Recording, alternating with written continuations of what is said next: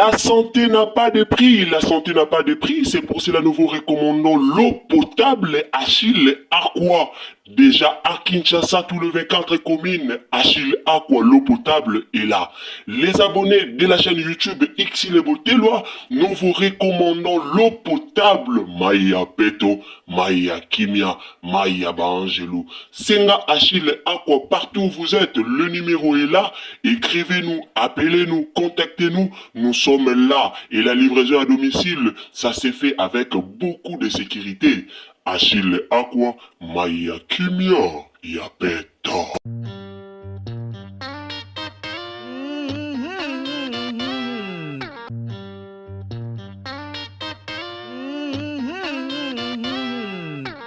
Surtout à complotaka, on a quitté moi si na eto extra échec. Oui, signé pasteur Essengala si assuré. On va l'ignos au yatikaka. Moi si na eba finga échec. On va l'ignos surtout à complotaka. On a quitté moi si na eto extra échec. Oui, signé pasteur Essengala si assuré. Mon ami, ba discussion mususu kokotaka na yo te, kodiskitaka na yo pe te. Parce que eza ba discussion moko, omoi ba discussion ya stérile wana peza oyo emema ata solution moko te, oyo botrouva pe solution te, compromis pe te, mais bozo discuter kaka kokotaka no ba discussion bongo te. Eza neti, yo oyebi ke 1 plus 1 égale 2, sikoyo mutu moko boazo biso 1 plus 1 égale 3. Sikoyo boko discuter ndenge nini? Boko discuter ndenge nini? Parce que otalisa yeko bana lelo ti lobi a comprendre te. Eza neti yo ozoloba ke Jésus Christ est Dieu, il est Seigneur. Okuna azoloba ke Jésus Christ c'est un prophète comme tous les prophètes. Beaucoup discuter nini? Yaya bobi makana ba discussion bongo, ba discussion moko sans tête ni queue. Donc boko yo kanaka jamais ya ko comprendre yo te, yo pe ko comprendre ye pété. Bima na ba discussion wana. La famille bato balobi matalana nde ebomi couple oyo. Matalana nde ebomi bango bamemaki yango vitesse moko ya makasi tomoni directement mobali a fiancé mwasi. Donc matalana ya bango nyonso ebandaki koleka na réseaux sociaux balobi matalana nde ebomi couple ou est-ce que eza bongo to eza bongo te yango tozolobela awa en tout cas ba vidéo to tiela bino eza moi ebele moi ba jeton et comme bwaka na réseaux sociaux ba vidéo comme ya bambwakela entre maman Esther na tonton Jaco. Alors, lelo tomoni na tongo, tonton Jaco, lobi na tongo, pardon, tonton Jaco a posté qui vidéo ya maman Esther. Tandis que sur kiti na ba vidéo tu ya tonton Jaco bomona que tonton Jaco jusqu'à présent, il a supprimé ba vidéo tout ya maman Esther. Ba vidéo tout au bazaki ye na maman Esther. Alors maman Esther de son côté a supprimé ata eloko mon côté. Donc makambo oyo izo kinde déjà mabe. Tout ça là qui vidéo moko concernant makambo libala oyo concernant makambo couple oyo. Toujours ba appel ebele, toujours ba remarque ya batu ebele concernant couple ya maman Esther na tonton Jaco. En réalité, maman Esther, na tonton Jaco, bazaba na mikie. Te bomoni, à un moment donné, il ne faut pas tout memara makambu nyonso kaka na réseaux sociaux. Il ne faut pas tout memara même makambu ezotala ba vie na biso, tout memarango kaka na réseaux sociaux. Ils aura vraiment propre mingi te. Lelo maman Esther na tonton Jaco bakweli makambo pourquoi monde remarqué directement po nini ba memaki yango na réseaux sociaux.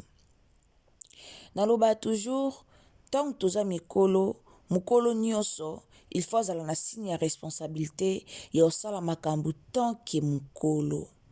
Maman Esther aza comédienne, tonton Jacob asalaka théâtre aza comédien, to boyango te. Mais tango bozu mwa relation na bino, d'abord il faut bo associer Dieu na relation wana. Maman Esther aza maman pasteur. Ngana banoka se liboso azaki na maman pasteur moka ya TikTok, mais je confirme que maman Esther aza vraiment maman pasteur. Oyo ate yakado maman pasteur vraiment azaki na église na ye, machin, donc c'est ça. Alors, tango kutani na bolingo moko quelque part, ozalaki deja na libala esimbaki to kabwanaki mobali mpe koto azalaki na libala esimbaki to kabwani vi responsabilité na yo ya kimama pasteur bokokaki komema bolingo na réseaux sociaux nanu te lokola mwana moko boye ya puberté lokola bana moko boye ya mikie bazwi ba puberté sika balingi mwasi to mobali bomemaki yango na réseaux sociaux na ndenge moko ya kitoko te na ndenge moko ya kitoko te bomoni monde eza na ba réalité ebele nalobaka réseaux sociaux oyo bozomona ezalaka esika te ya koya kobimisa ba vraie vie ya bato parce que demo makasi na réseaux sociaux TikTok obomonaka tous les réseaux sociaux bozomona demo makasi na mutu mosusu akolatisa milimo mabe kaka ndenge omona ba video na yo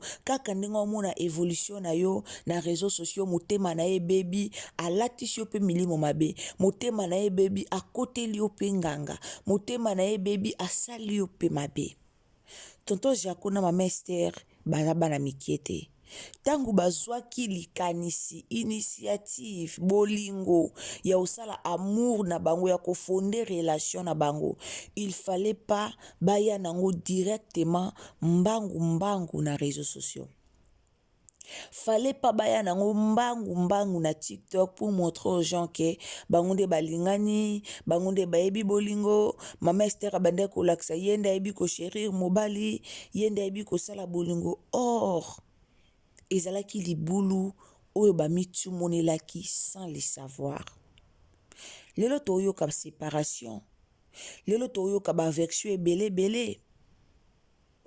lelo tozoyoka baversion ebele lelo tozoyoka bamakambo yango na balolenge ebele alors soki mama Esther na tonton Jaco bamemaki bolingo na bango na internet te basalaki bolingo na bango en dehors internet peut-être balingi bamemela biso ntango balingi bakoma na point final ntango balingi bakoma na point moko bafinalize makambo na bango ntango balingi bakoma balingi bamimona penake oui bakomi prêt mpona kofinalize makambo na bango bamemeli biso yango na réseaux sociaux réseaux sociaux o kote balibabala na o bobe tango bozoyaka na banvoutement tango bozoya na makambo ebele bango deja bakomaki deja na point final na bango epi basali libala na bango eleki peut-être fallait ezala bongo mais bawelelaki koya nango na réseaux sociaux étape par étape tobandeki komona mama Esther même si alambeli tonton Jaco na otela bino bavideo botala même si alambeli tonton Jaco il faut atia yango na réseaux sociaux même si alambeli tonton Jaco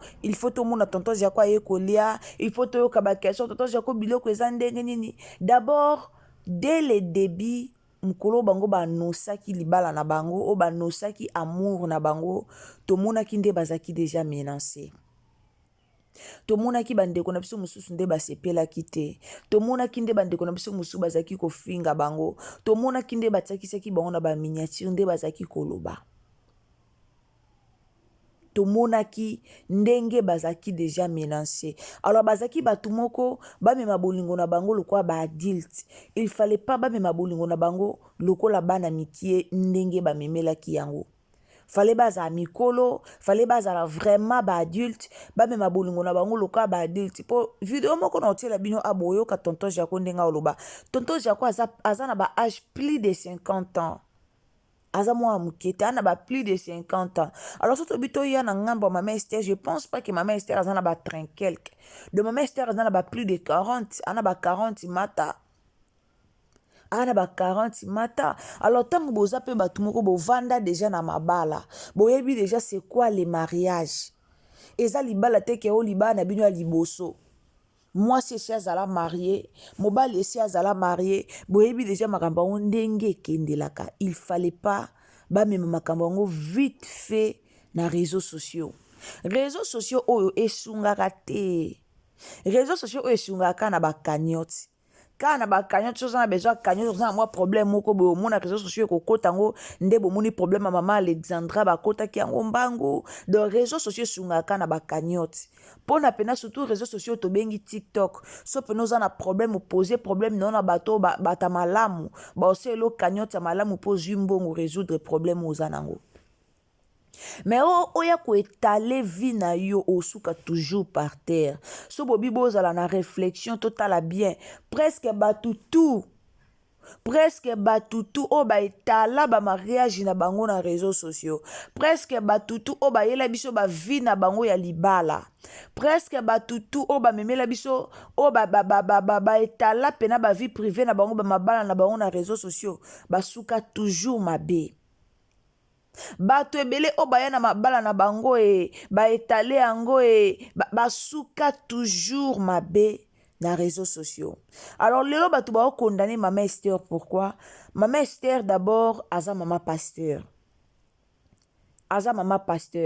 Eza na ba âme ebele ba boya ko sambela par rapport ya ba comportement ebele ya ba sala nzambe. Omoni tombo bengo pasteur, tombo bengo mama pasteur, il faut refléter image ya Christ.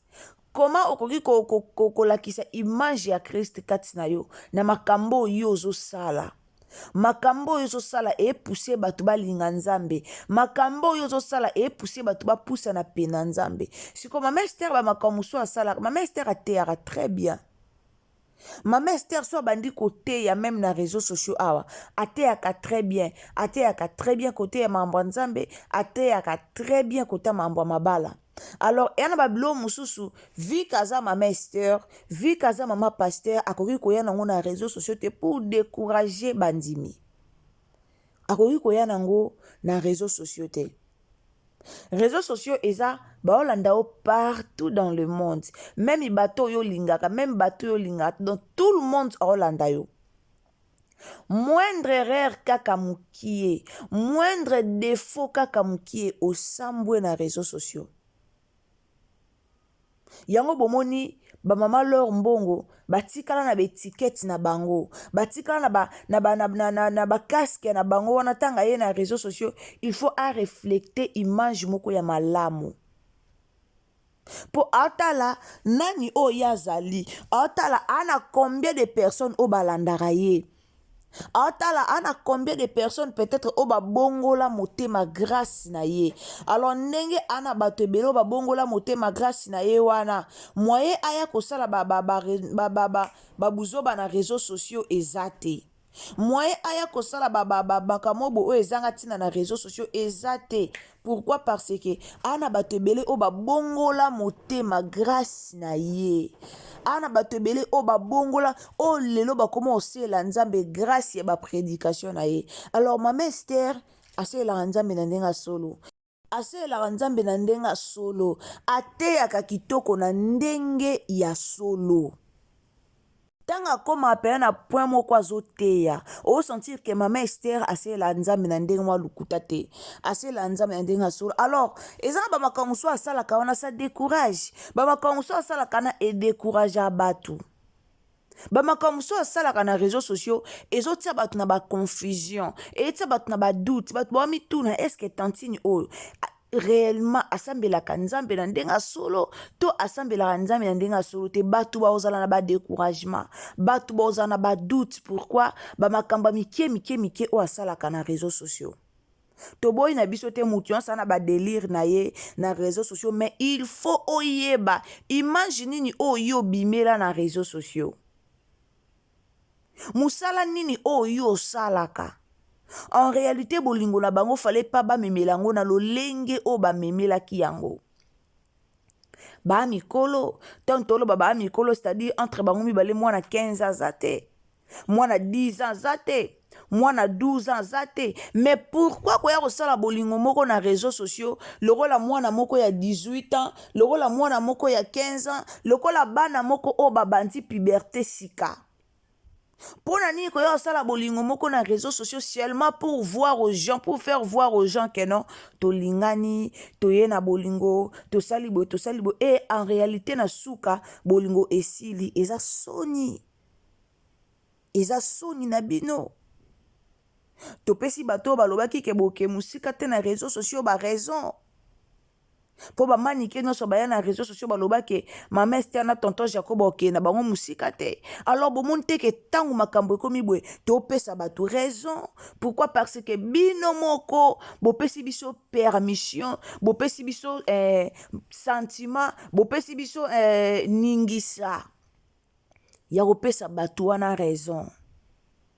Bino moko bopesi biso force ya opesa bato wana raison. Peut-être bato wana bazaki ko mériter raison te. Mais grâce à bino moko, grâce à vous, bopesi biso raison. Lelo toloba tonton Jaco a supprimé ba vidéo. Pourquoi? Pourquoi? Même na Instagram, tonton Jaco a tsaki ba vidéo abande ko publier mama Esther na ndenge mwa liboma.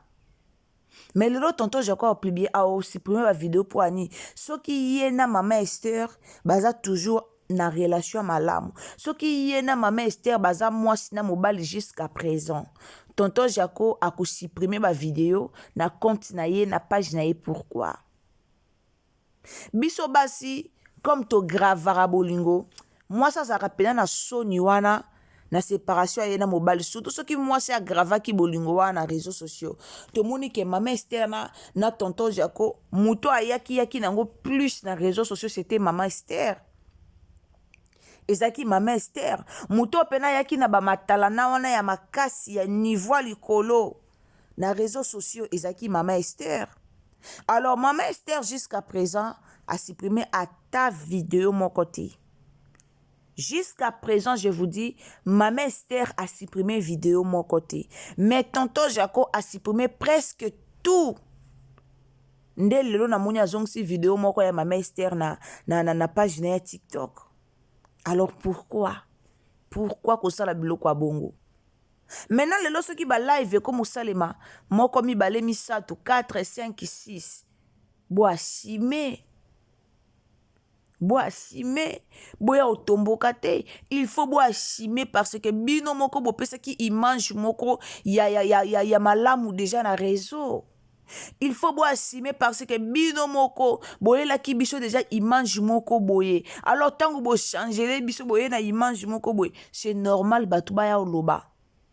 Pourtant boye ki na image ya bolingo, c'était pas facile pour vous. Bomona ki ba live mata ki zonga ki, bozala ki kombati na batebele surtout bata YouTube. To bando tanga ba kombo, to mona ki manike ndenga yaki. Manike ayaka penza koloba toyebi o manike alobaka toyebi bato ebele balobaki ke bapesi bino temps bokende musika te. C'est par rapport ya bino moko na mokolo bolinganaka boya nango na réseaux sociaux. O nan tosala eloko moko te banda tolingana. Tout ça est-ce que tozalaki obligé ya oyeba biloko wana? Mama Esther, est-ce que les réseaux sociaux ezalaki obligé à koyeba ke yo na tonton Jaco nanu bokenda te? Nanu bosala eloko wana te?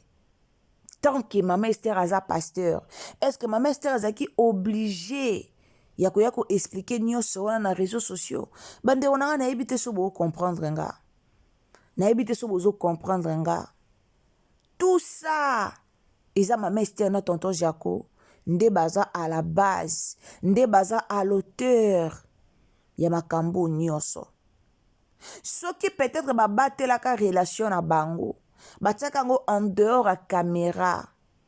Lelo ata basali séparation, ata baswani, réseaux sociaux lingo yebi loko wana te. Pourquoi? Parce que baye nango te. Mais tant que bango moko bayaki nango, bosala ba live ensemble. Ba live ya mukolo mama na mukolo tonton Jaco a latisaka Mama Esther baka mariage ezalaka na live. Ezalaka na live. Na live pena boye basali basala Mama Esther demande en mariage batie caméra. Ça m'a étonné. Ngana kamo kina pourquoi bakoma tina niveau oyo? Osala mwasi demande en mariage, otieli biso caméra. Poani po boyaki na molimo moko ya matalana. Bolingaki mingi matalana. Boyaki na réseaux sociaux mingi po na matalana. Mama Esther abosanaki même ba prédication. O abandé koyela biso. Abosanaki même ba motivation. Elle était là pour motiver les gens. Chaque matin, sur côté n'a pas jamais maman Esther, au moins un message moko ya motivation. Au moins un matin ya moko ya oh izoko motiver. Mais échanger qui est koko makaka amour. Okota boye kaka bolingo. Ozonga boye maman Esther na tonton Jaco. Okende boye maman Esther na tonton Jaco. Oui, basala ki relation moko. Oh, tout le monde a sepé la kinango. Kota la tonton Jaco, azaki déjà marié, asalaki déjà vie na ye, ça n'a pas tenu, alobite, aboya na ye, baboya na mwasi na ye na mama bana na ye, aye kolinga na ye, koto mama Esther, kota la pe mama Esther, pas aka shosho, mama Esther pas mona naka alingi bolingo trop. Alaka shosho, basala ye bolingo na bango, ba formaki couple moko kitoko. Là, je ne peux pas vous mentir pour que non, ba format qui couple bien. En tout cas, maman Esther, na tonton Jaco, en tout cas, ba format qui couple moko bien. Mais il fallait être sage. Yaouya nango na réseaux sociaux te. Il fallait pas bâtir nango na réseaux sociaux. Alors, ce qui est arrivé aujourd'hui, tout le monde a zolo bilango. Tout le monde a la séparation. Bato musu bazo pesa faute pas na bango lolenga pe nazo pesa faute pas na bango. Alors eza grâce ya bango moko. Bango moko. Ce qui va permettra quitter couple na bango ebima. Tolinga toye bango te. Alors c'est que na osenga na bango eza kaka maman Esther, tonton Jaco, bozala mikolo. Si réellement boboyani na bino pona libela. En tout cas botika ba sentiment ou bosala eza kitoko te. Soki eza buzz. Pona yoka ki ndeko moka lobaki non bali basala buzz. Soki eza buzz yeba ke bo raisonner mabe. Po mama Esther oza mukolo, tonton Jaco oza mukolo, bwana age buzz te. Bwana age te ya koya ko créer buzz pona koya ko créer matalana. Bwana age wana te. Mais soki eza buzz o bino bo créer. Soki eza buzz wana penza bo raisonner mabe.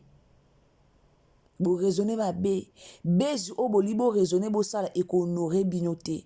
E ko honorer bino te pourquoi age na bino boza mikolo ba responsabilité o boza nango. Ba responsabilité o boza nango yango wana nde e ko honorer bino te.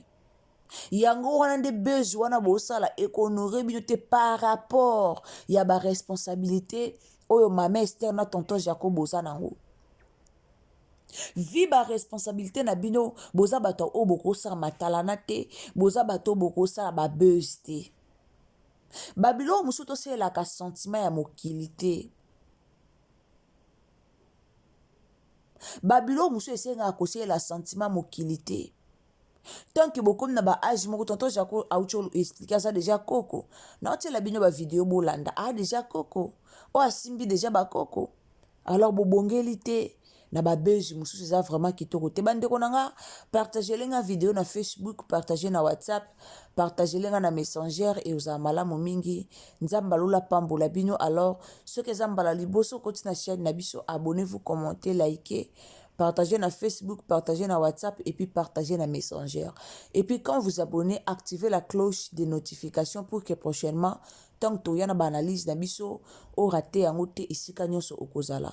Alors notez la bino to landana nou, tonton Jaco na mama Esther. Merci.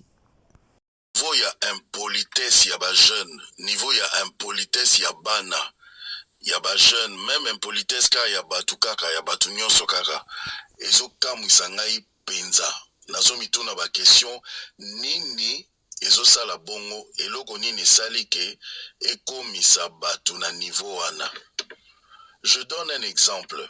Ngai naza un papa responsable, naza na bana, je viens même de marier ma fille, j'ai plus de 50 ans. Attends, nazo paraître jeune boy, mais j'ai plus de 50 ans. Alors, mais naba attribution nyonso na pesi wana responsable, père de famille, voilà, je suis âgé, déjà vu mon âge, mais devant papa na ngai, na okyo tombola ta mungongo te, na okyo manquer ata respecter. Ti ndenge naza boy, ndenge nga mo naza papa boy. Devant papa mususu pe, naoki osala yango mpe te mama mosusu nakoki osala yango mpe te me nga moko deja naza papa naza mpe mwa koko mpe quelque part d'une certaine manière naoki osala yango te mais ozomona bajeune to bato to bana misusu facilement azomanke papa moko boye to mama moko boye respect tantine moko to tonton moko boye respect tranquillement ezala ya famille na ye ezala ya libanda a manquer respect. Je pense que il faut ba valeur tozongela ba valeur à kitoko sinon mboka vraiment izokene na robeba makasi ekenda bongo. Oui.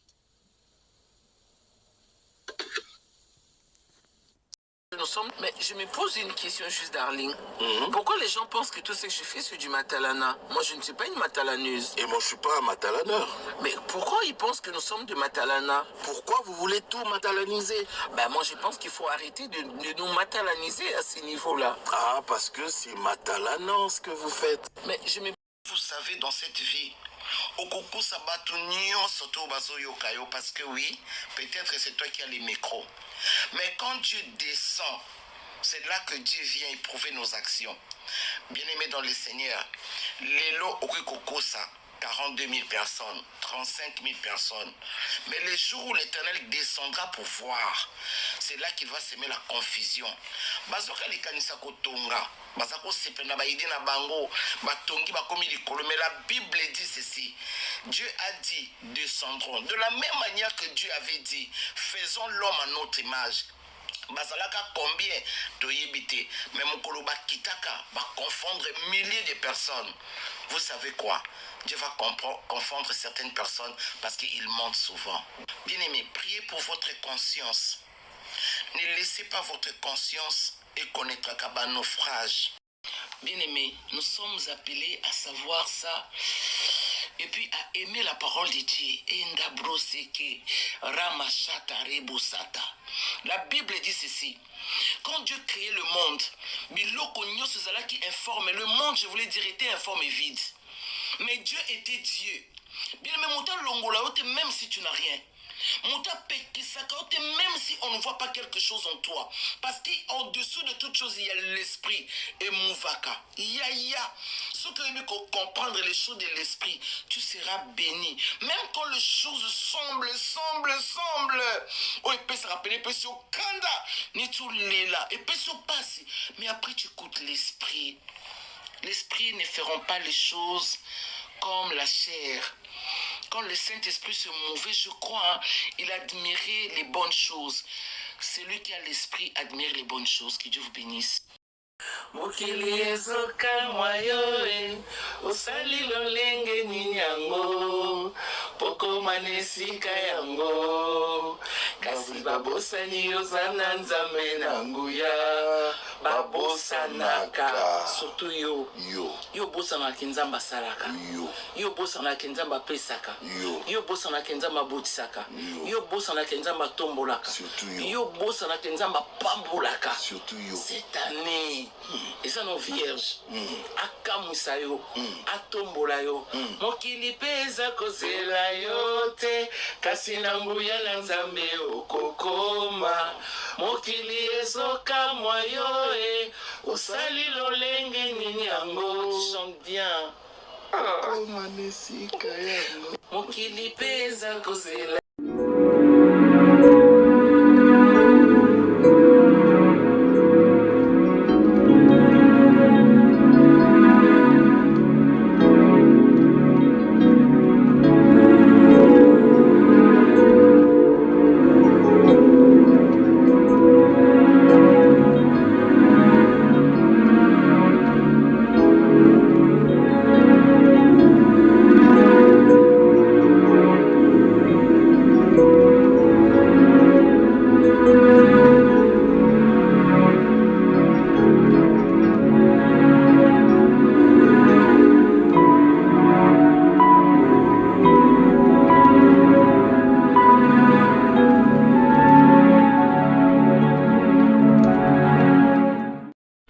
La santé n'a pas de prix, la santé n'a pas de prix, c'est pour cela que nous vous recommandons l'eau potable Achille Aqua.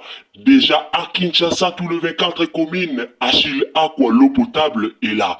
Les abonnés de la chaîne YouTube Xile Botelwa, nous vous recommandons l'eau potable Maïa Peto, Maïa Kimia, Maïa Bangelou. Senga Achille Aqua, partout où vous êtes, le numéro est là. Écrivez-nous, appelez-nous, contactez-nous. Nous sommes là. Et la livraison à domicile, ça s'est fait avec beaucoup de sécurité. Achille Aqua, Maïa Kimia, Yapeta.